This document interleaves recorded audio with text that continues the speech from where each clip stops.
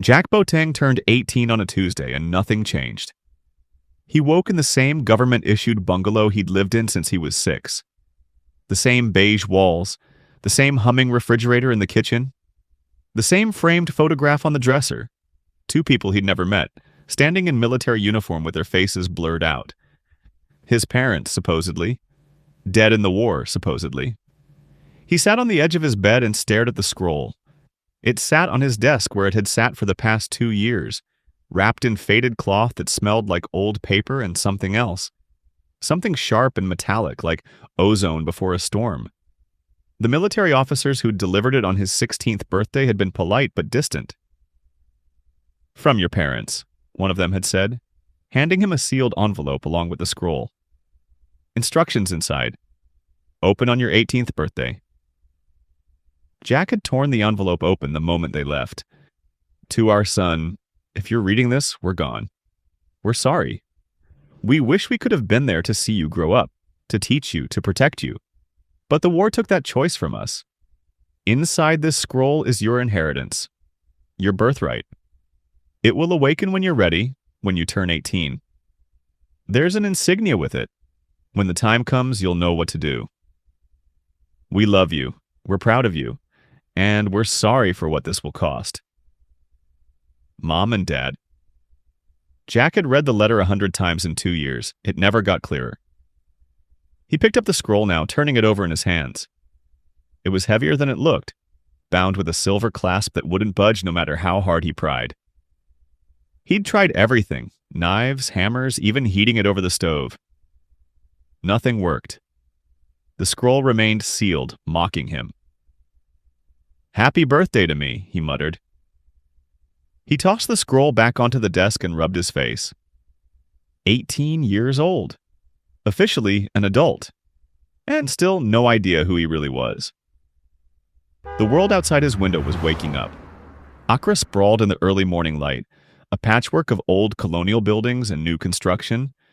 Street vendors setting up their stalls, trotros honking as they jostled for space. Somewhere out there, the gifted were training, using their powers, protecting humanity from the remnants of the demon war.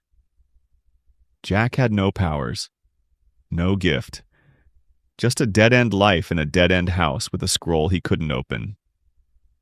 He stood and stretched, trying to shake off the bitterness. He had work in an hour, stocking shelves at a corner store near the market.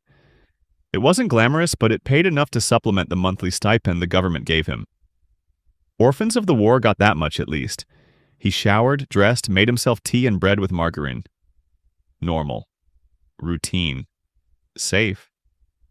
But as he sat at the kitchen table, his eyes kept drifting back to the desk. To the scroll. When you turn 18, it was his 18th birthday. Jack set down his tea and walked back to the bedroom. He opened the desk drawer and pulled out a small metal insignia he'd almost forgotten about. It had come with the scroll, tucked into the cloth wrapping. A circular disc, no bigger than his palm, engraved with strange symbols that seemed to shift when he looked at them too long. He held it up to the light. The symbols glowed faintly. Jack's breath caught. That had never happened before. He looked at the scroll, then back at the insignia. His parents' letter echoed in his mind. "You'll know what to do." "Okay," he whispered. "Let's see." He placed the insignia on top of the scroll. Nothing.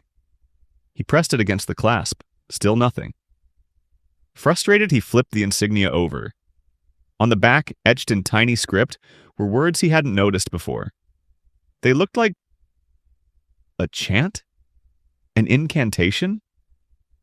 Jack hesitated. This felt ridiculous, like something out of a movie. But what did he have to lose? He cleared his throat and read the words aloud, stumbling over the unfamiliar syllables. "May it be curse upon the world, upon them that bore the mark, upon their descendants and generations. May it be strength to them that serve a great purpose, and strength that belongs to the gods shall be their forte." The moment the last word left his lips, the insignia flared with light. The scroll shot into the air, hovering above the desk. The insignia followed, spinning rapidly as both objects began to glow brighter and brighter. Jack stumbled backward, shielding his eyes. What the? The light exploded outward, engulfing the room. Jack screamed. It felt like his body was being torn apart. Every cell, every nerve, every bone ignited with searing pain. He collapsed to his knees, gasping, clawing at the floor. The light pressed into him, forcing its way through his skin, his veins, his skull. He could feel something changing, restructuring. His bones cracked and reformed, denser, stronger. His muscles tightened and expanded, his vision sharpened until he could see individual dust particles suspended in the air. His hearing amplified. He could hear his own heartbeat, the hum of electricity in the walls, the distant sound of traffic kilometers away. And then, just as suddenly as it started, the light vanished. Jack collapsed onto the floor, gasping for air. His body felt wrong. Too strong. Too sensitive. He could feel the grain of the floorboards beneath his palms, the faint vibration of the earth below the house. His stomach growled. No, not growled. Roared. Hunger slammed into him like a fist. Desperate, gnawing hunger that made his vision blur. He needed food. Now. Jack dragged himself to his feet and stumbled into the kitchen. He yanked open the fridge and grabbed the first thing he saw, a container of leftover rice and stew. He didn't bother with a plate. He shoved it into his mouth with his bare hands, swallowing without chewing. It wasn't enough. He tore through the fridge. Bread. Eggs. Fruit. A half-eaten tin of sardines. He devoured everything, his body screaming for more. And then, just as suddenly as it started, the hunger stopped. Jack stood in the middle of his ransacked kitchen, panting. Food wrappers and empty containers littered the floor. His hands were shaking. What happened to me? He looked down at himself. He didn't look different. Same height, same build. But he felt different. Powerful. Like his body was humming with energy. He reached for the counter to steady himself. His hand moved too fast. The countertop exploded. Jack yelped and jumped back as chunks of wood and laminate scattered across the floor. He stared at his hand, horrified. No! His vision blurred, the world tilted, and then he was somewhere else. It wasn't a physical place. Jack could still feel the kitchen floor beneath his feet, but his vision had gone dark. In front of him, suspended in a void, was the scroll. It hung open now, glowing with soft, golden light. Words appeared on its surface, written in a language he shouldn't understand, but somehow did. Host name, Jack Boateng race. Basic Lolo strength, 110 speed, 110 martial skill, 0-10 control, 0-10 energy, 410 ability, none. Status, upgrade to continue. Jack's heart pounded. What is a Lolo? The scroll flickered, and new text appeared.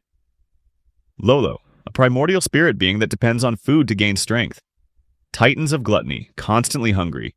Require sustenance to survive and grow. Jack's blood ran cold. I'm not human anymore?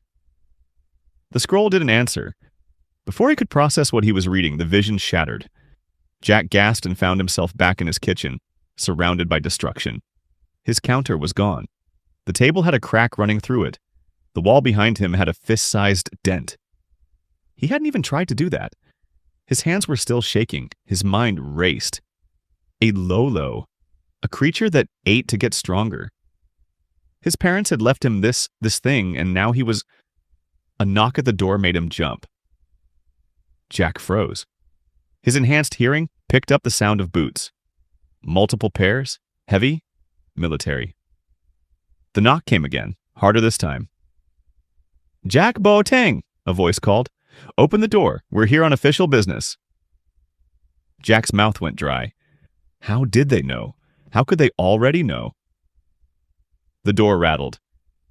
Mr. Banahin, this is your final warning. Jack looked around his destroyed kitchen, at the scroll, still glowing faintly on the floor, at his hands, which had just punched through solid wood without meaning to.